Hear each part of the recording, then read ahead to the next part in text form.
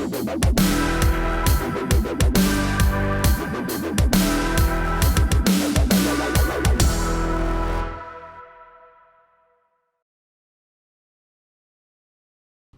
I know you think it can't get any worse, but one thing we've learned in the last 8 years is that it can always get worse.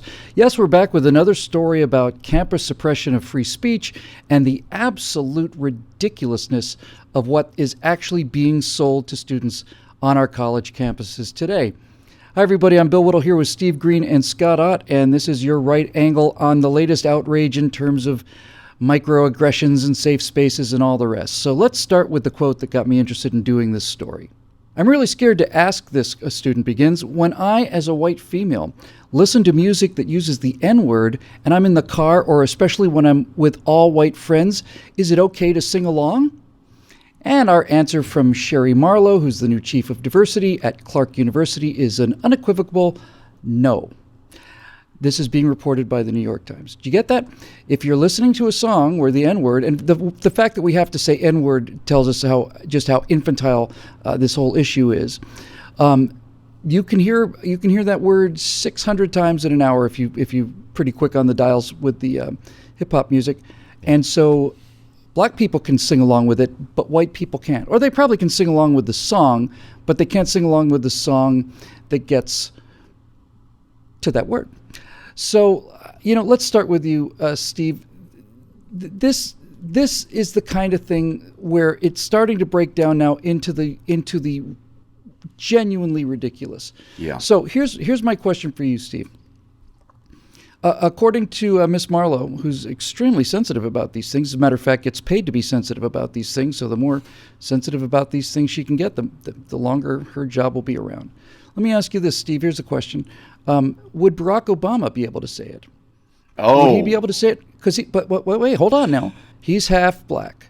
What about a person who's a quarter black? Would they be able to say the N-word if they're singing with their hip hop friends? Aren't we getting back into mulattoes and quadroons and octoroons and all the rest of this stuff? Isn't this exactly what this country was trying to get over for the last 140 years? Yeah, the last time we had that debate in this country really was in the South, trying to figure out how much black blood made you black and therefore less than human. That's right. And the last time we had this conversation in Europe, it was the Nazis deciding how much Jewish blood made you less than human.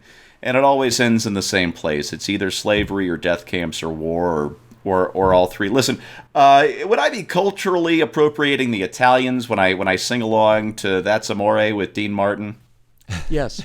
See, I should not be allowed to do that. I have no Italian in me. I don't think. I had a little Italian for dinner last night, but that's different. And you, in many ways, you are like Dean Martin, too. I take that as a compliment, except Dean Martin didn't actually drink very much. I don't know if you knew that or not. So I do. Let me answer your question. There are words I don't use. I don't use the N-word because it is ugly and it's hateful, and it comes from a history that I despise. I really despise it. It's a part of our history. We have to accept that. But slavery is not unique to this country. It existed everywhere at one time or another. I don't use the C word. Again, I find it ugly. I find it degrading. I don't use the B word directed at a person. I might say a situation is a B word. I love dropping an F-bomb on occasion, just laser-guided F-bomb with precision. So this isn't a prudish thing.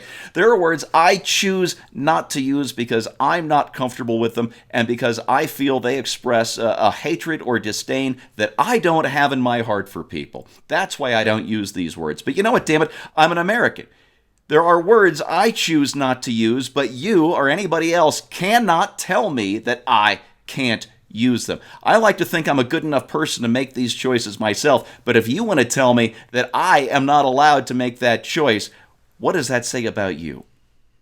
I think what's especially interesting about this is if that word is in fact so incendiary and degrading and alarming and shameful and awful, why is it used so often in the black community? Why is that how all of these hip-hop artists refer to themselves by that word? Doesn't anybody else besides me and you guys see how self-destructive that is? Oh, absolutely. Don't you see how internalized this is. I know it's supposed to be empowering, but I don't get that. I don't read that. When at all all. of your women are bitches in a song, you get a pretty clear idea of what's going on there emotionally. Yeah. So, Scotty, we have that one problem, right? How black do you have to be in order to say the N-word while hip hop is playing? Half, quarter, 16th, eighth. That is ridiculous. Right? It's ridiculous. Here's something else that's a little ridiculous. It's another quote from the same New York Times article. What's an environmental microaggression? That'd be Miss Marlowe's words. On the first day of class, you enter the chemistry building and all of the pictures on the wall are scientists who are white and male. If you're a female, or if you just don't identify as a white male, that space automatically shows you that you're not represented. So, according to Miss Marlowe, if you go into the chemistry building and you see pictures of white chemists, dead white men who are giants in chemistry, that's actually a microaggression against you. So, Scotty, my question is this. What do you do to repair this horrible damage that these poor people are suffering?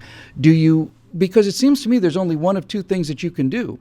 We've already seen how historical figures that were not liked, are being removed. Woodrow Wilson's name's being removed, trying to be removed from Princeton and so on. So they're already rewriting history and taking these people out of the equation. But if you've got a chemistry building with a lot of white chemists on the wall, Scott, what do? Do you either invent black chemists who simply weren't there and make them great, or do you take all the pictures down and pretend that there is no history of chemistry? Or perhaps you do a little chemistry lesson about the human body and demonstrate to the students that there is only one human species on Earth, that we're all brothers and sisters, and that the tint of our skin does not determine the content of our character, or at this point in the United States of America, the arc of your career. And, that you couldn't look at somebody just because of their skin color and say, well, I can't, how could I ever be a great voice for liberty and civil rights in this country? After all, Martin Luther King and Rosa Parks and Malcolm X, they were all black, and I'm stuck with this white stuff on the outside of my body here. How could I ever, it's insane to suggest that for some reason that's an affront. When you see Martin Luther King's I Have a Dream speech, doesn't that inspire you? And does it inspire me? Yeah. And did you ever think for a moment like, oh, wow, I could never do that because I'm not black? I mean, so it's like the same thing when you're looking at pictures of white chemists and white scientists. Why would it ever occur to somebody? You would just look at it and go, that guy has about a 3.5 pound brain like I do. That guy had a passion for science. That woman had a passion for science, whatever it is. I want to be like that person. Yeah. And you can aspire to do that in this country.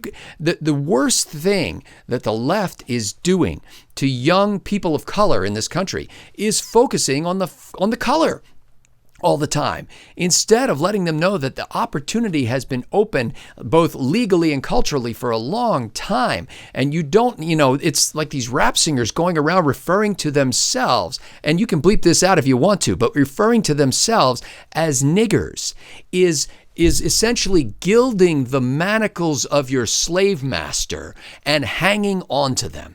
It's clinging to them 100 to 150 years later and saying, right, I'm going to identify myself as a nigger in front of everybody in the culture. And that is the most destructive thing to young people. The fact that people are driving around singing these songs out loud and spitting that word out as if it wasn't the despicable, insulting,